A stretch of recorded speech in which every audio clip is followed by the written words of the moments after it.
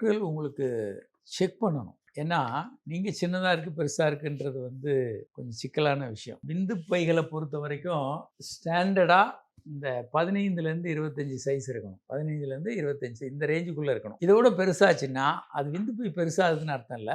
நீர் கோர்க்கும். கொசுக்கடினால நீர் கோர்க்கலாம். டிபி நோய், பல நோய்கள் விந்து பையில நீர் கோர்க்கலாம். ஹைட்ரோசீல். குடல் இறங்கலாம். வயித்துல இருக்க குடல் விந்து அந்த குழாய் வரக்கூடிய பாதை வழியா இறங்கி விரைப்பைகள் பெருசாகலாம்.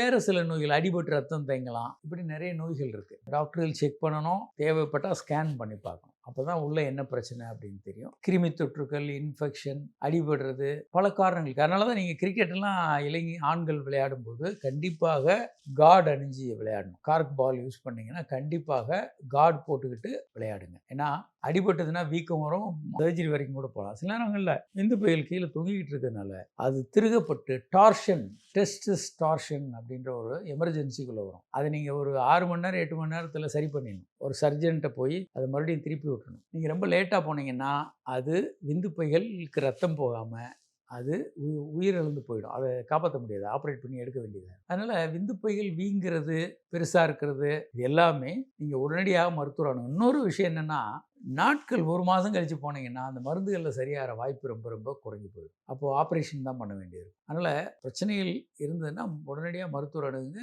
எளிமையான சில மருந்துகளாலவே இதை சரி பண்ண முடியும்.